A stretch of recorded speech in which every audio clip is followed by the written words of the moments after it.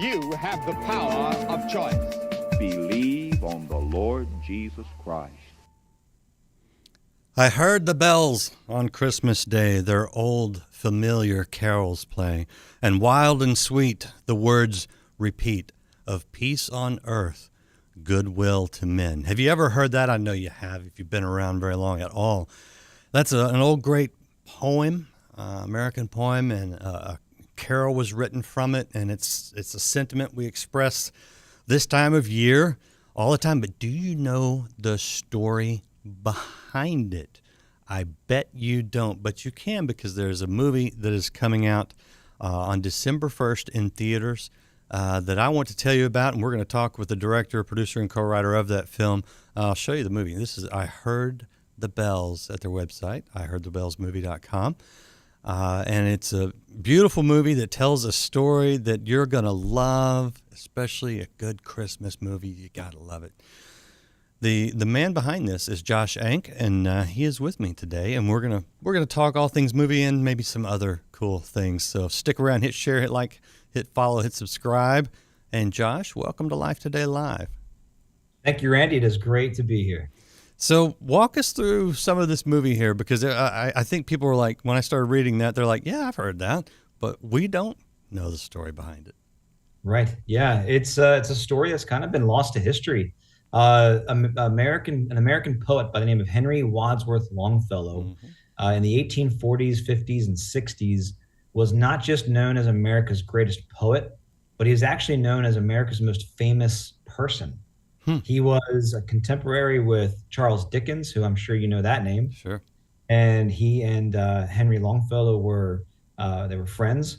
And the demand for Henry Longfellow over in London was the same as the demand for Charles Dickens here on the East Coast in America. And so, his name was right up there. He was known as a fireside poet.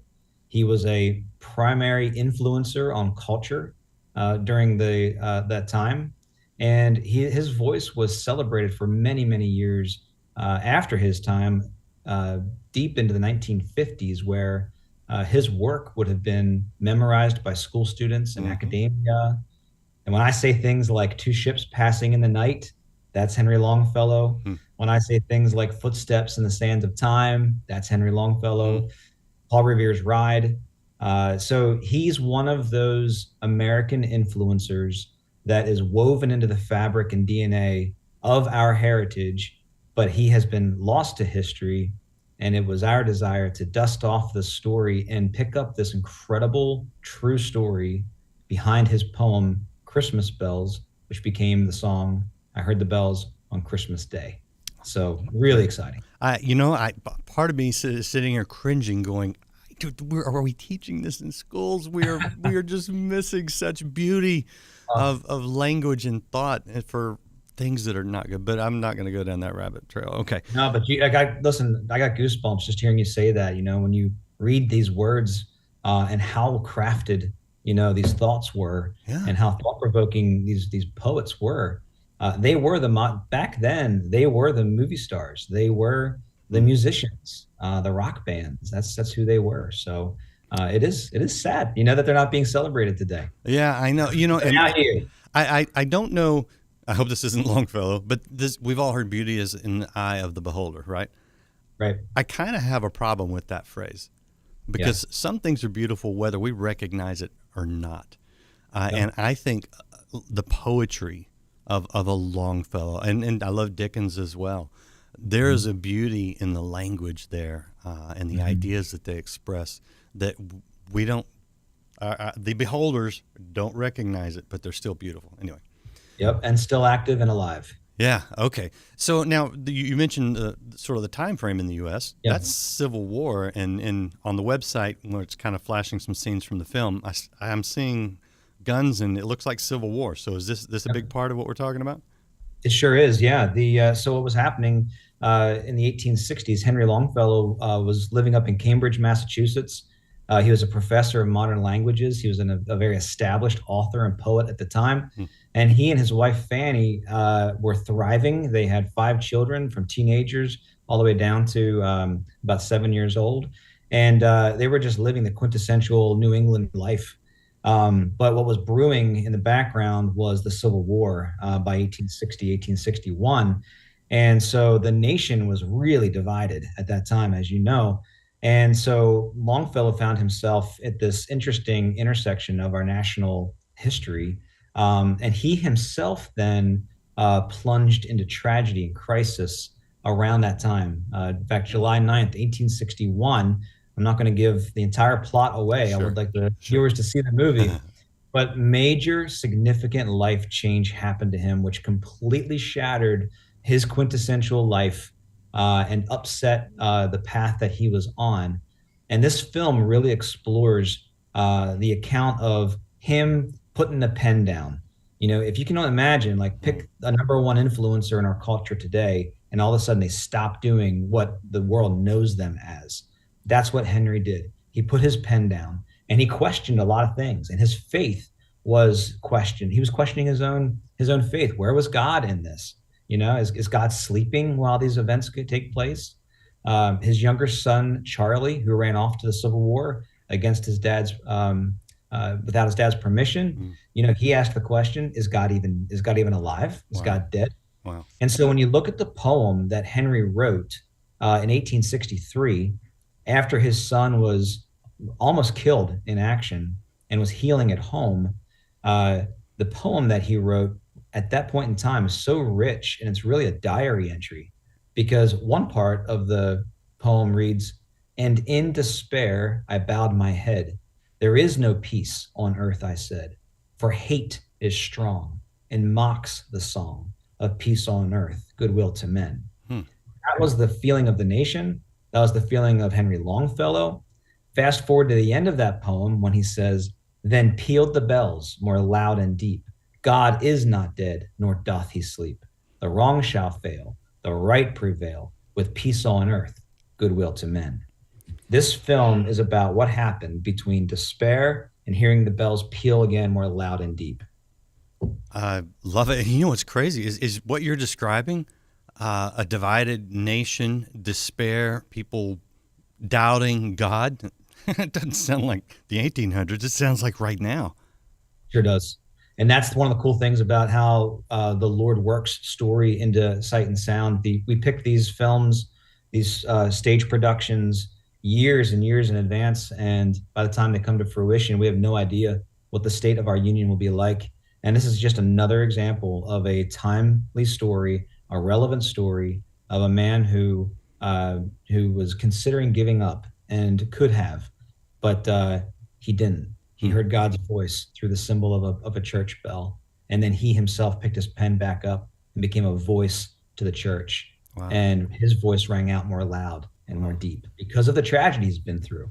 Yeah. Yeah. You know, a lot of great poetry comes from tragedy and from difficulty. It's out of those fires that sometimes the most beautiful things are forged. And it sounds like that's definitely the case with this one. It sure is. And people are able to relate. We premiered the film to 1,400 people just a couple days ago, and it got an incredible response. People are relating to all the different characters, whether it's Henry's wife, Fanny, or Henry himself, the protagonist, or the son, Charlie, who is rebelling and running away, or the children. I mean, there's a lot of warm, fuzzy Christmas in this film as well. Henry Longfellow wrote a famous poem called The Children's Hour, which is about his three daughters sneaking down into his writer's lounge one night and attacking him. And we bring that poem to life in a real fun and Christmassy way. So it's got a lot of fun and thrill and adventure in it, but it's got some serious crisis and tragedies that are overcome by the hero of the story. Very cool. You want to show people the trailer? I would love to show people the trailer. Yes. Okay.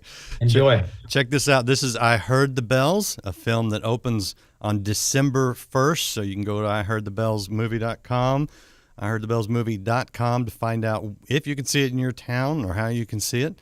And this is a little taste of the film.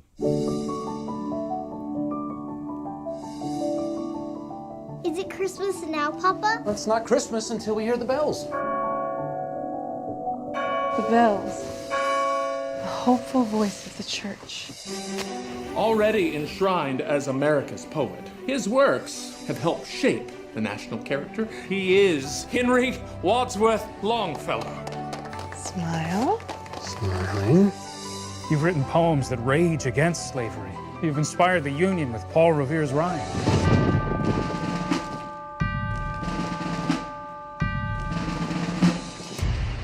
You'd make a brave soldier. You think so?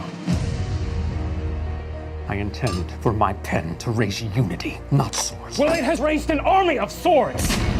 I will stand and I will fight. Promise me you will not let this war take our sons. You have my promise. A Merry Christmas, say the children, but that is no more for me. The bell has fallen from its steeple. Henry, have you started writing again? No, I haven't. A poet's voice, silenced by grief.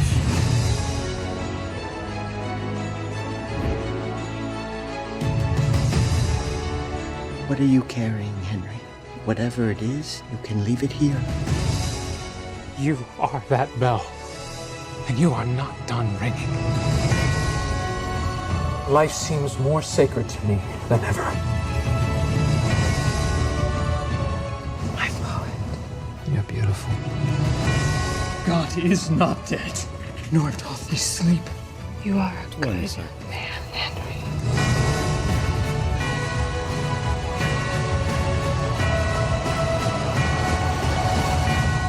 I heard the bells on Christmas Day.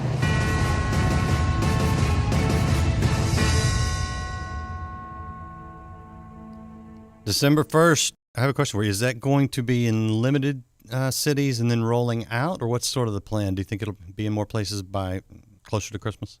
Yeah, that's the hope. In fact, it's already grown quite significantly. Good. It went from a 3-day Fathom event release to 2 weeks. Now it runs through the 15th of December in 995 movie theaters nationwide. Oh, wow. So it is really growing, and we think it could, go up past 1,000 movie theaters here in the next several days. So there's a good chance that people in major cities and sizable towns will be able to find a theater close by. What about Canada? Any Canadian distribution? I know that. I think so. Yeah. I'm hearing. So I can't confirm that for sure, but I heard from a colleague that they have a friend in Canada who's seeing advertisements for it. So it's quite possible. Okay. Very exciting. All right. Now, you mentioned something. You said here at Sight and Sound, and I know most of our audience has no idea what you're talking about. This is actually the website for Sight and Sound Theaters, which you have a physical theater in Branson, Missouri, and one up in somewhere in Pennsylvania. Lancaster. Yeah. What for people that don't know what that is? What is that? Because it looks really cool.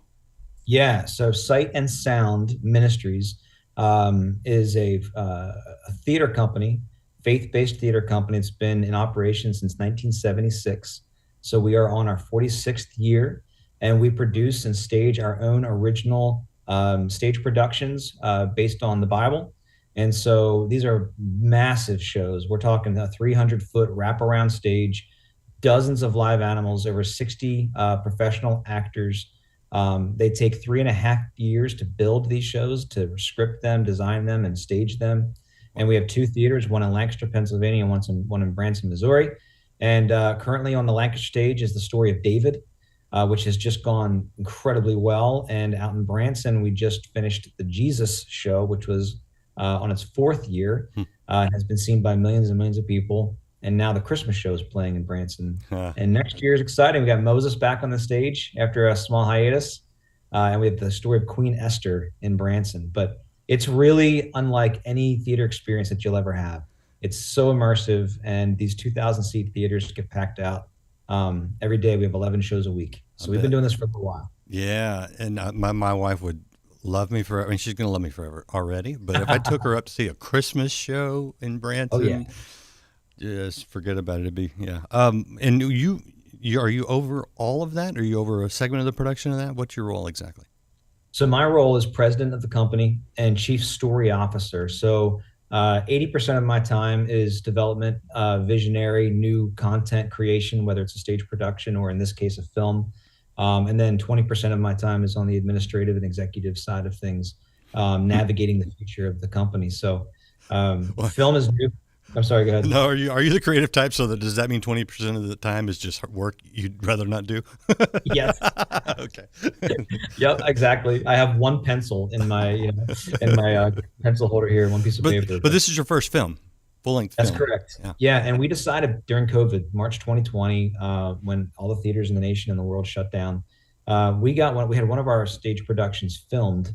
The multi-camera on the stage. It was a stage production, and we sent that to the world and had an incredible response. 3 million people in 3 days over Easter weekend 2020 saw the production of Jesus. And we said, you know what, we need to do more things to get out into the world, because not everybody can travel to Lancaster, Pennsylvania or Branson, Missouri to see our live stage shows. What was birthed out of that was Sight and Sound TV, our very own platform for streaming our own content. And then on the heels of that was what was supposed to be a short experimental film on I Heard the Bells on Christmas Day. But once we started production, the writing side of design side of it, this story grew and we made our first feature-length film. It's an hour and 50 minutes, original screenplay shot entirely by our team and some close contractors on the outside.